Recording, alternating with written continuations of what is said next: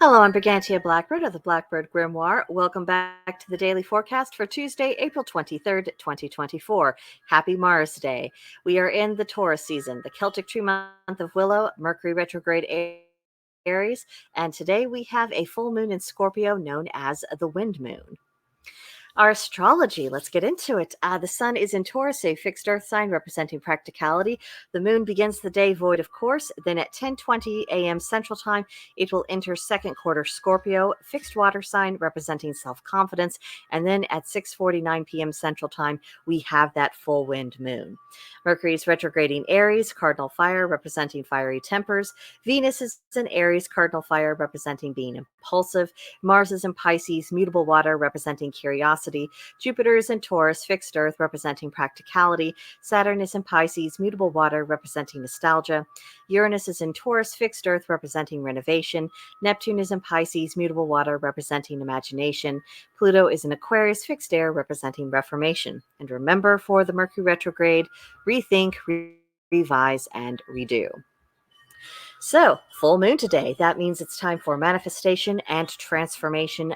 Get your magic circles out because we've got work to do tonight. As it is the Scorpio moon, remember to stay focused. Do your research and query motivations, particularly if they seem a bit suspect, your own and everyone else's. But some don'ts are don't use this time to form new acquaintances. Don't go to family gatherings if you can avoid it at night. There could be some troubled waters there that you don't necessarily want to get into, particularly as it is a full moon. And don't get involved in any uninvited psychoanalysis. It never goes down well. Imagine that. But it is the day of Mars, and Mars being in Pisces, that brings a bit of flexibility to the Scorpio full moon. So the energy conditions are right for the testing of theories. So if you want to find out what's so, what isn't, put it to the test. This is the exact right moment for it. Now, our tarot card for today is the Six of Stones, and this represents the idea of exploitation. So in order to avoid either doing that or being a victim of it, we need to cultivate a sense of moderation, some perspective, and economy. And I don't just mean monetary economy. But what about how you economize your time? Where do you spend your attention? I think I've had this idea in my head for a little while, and I'm kind of making up my mind whether or not to do a longer discussion on this about how we should probably be spending our time and attention the way we would money, budgeting it, deciding how much we're going to devote to any one thing, or what's actually suitable, what's needed in the circumstances.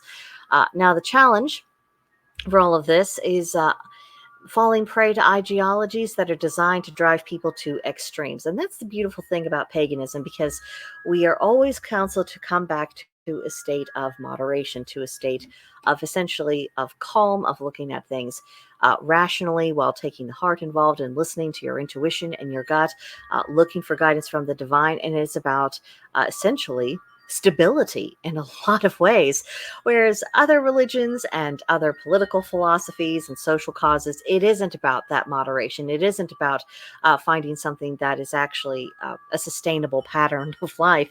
It's all about extremes. It's about getting people worked up emotionally so that they don't ask the right questions or see what's what, and then that allows the people who are driving those ideologies to take advantage of people.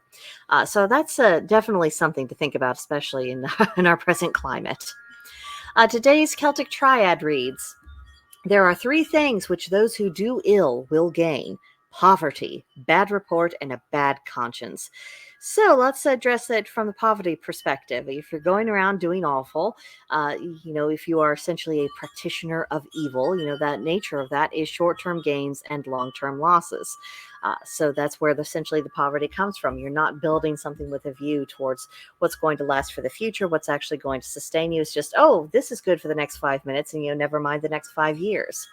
Bad report. People who go around making trouble, making everything worse, they're not respected, they're not valued, and for good reason. Because I don't believe in universal good opinion, particularly for people who are going out of their way to make things, essentially awful for other people. Uh, there's a reason why they're not respected. There's a reason why people are just, I don't really want to be around you or deal with you. That impulse doesn't come out of nowhere. It's like avoiding poison from getting into your system. You don't really want to be consuming a poison, and people who are deserving and earn their bad reputation, essentially that being around them, it is a kind of poison for your energy and your character if they influence you. And then a bad conscience. Consistent wrongdoing leaves a terrible mark on the soul. A lot of people say, oh, if they have no regret, they have no remorse, they have no this, they have no that. And that may be true, but that doesn't mean that their conscience is approving them.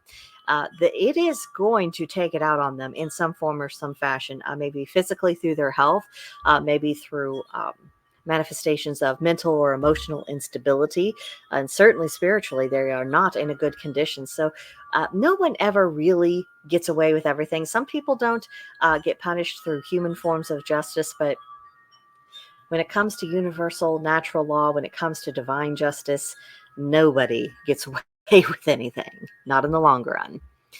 Now, for our magical intention of the day, it is transformation. I chose transformation because, of course, it is a full moon and we are wanting to transform things.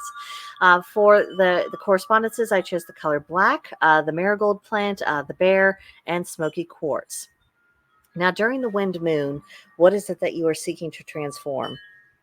Now, I think we could really lean into the wind moon aspect of this because, of course, the wind, that's a manifestation of the element of air, and that's linked to our intellect, our imagination, and even our intuition to a certain degree. So wanting to transform that, essentially, what is a kind of transformation of ideas? What ideas do you have that want refining? Are you able to communicate your ideas in a particularly effective way? I know that is a constant worry of mine. Rest assured, I never make any of these videos without being fully aware of my personal shortcomings as a presenter.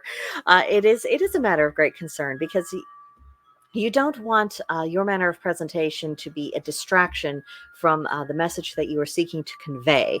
Not if the message is actually the important thing. And I would hope for anyone who speaks publicly or is just speaking their minds amongst their peers, that they are trying to convey an idea, and that it isn't about getting attention for themselves. It's just about this is something that needs to be discussed. So perhaps transforming our abilities, working on that magically. This is a really good opportunity to lay the groundwork for some progress. Now for our daily practices. It's Tuesday, so attack your to-do list with gusto. Doing things with conviction honors the gods. Celebrate the wind moon, of course. Do your magic. For those of us who are in the craft, it's not a good idea for us to miss too many of our moons. We'll miss opportunities to, do what we were born to do. Today, you might honor a deity of sovereignty and transformation, and you might try yoga or martial arts as a means to try to connect with different deities, and read a passage from the Art of War today, if you can possibly. It's always good to improve and refine one's ideas when it comes to tactics. Our fae of the day is the apple fairy. Apples represent youth, beauty, and eternal life. So the question is for your journal, are you tending to the eternal aspect of yourself? Because, we know our mortal bodies don't last. The older we get, the more aware we are of that.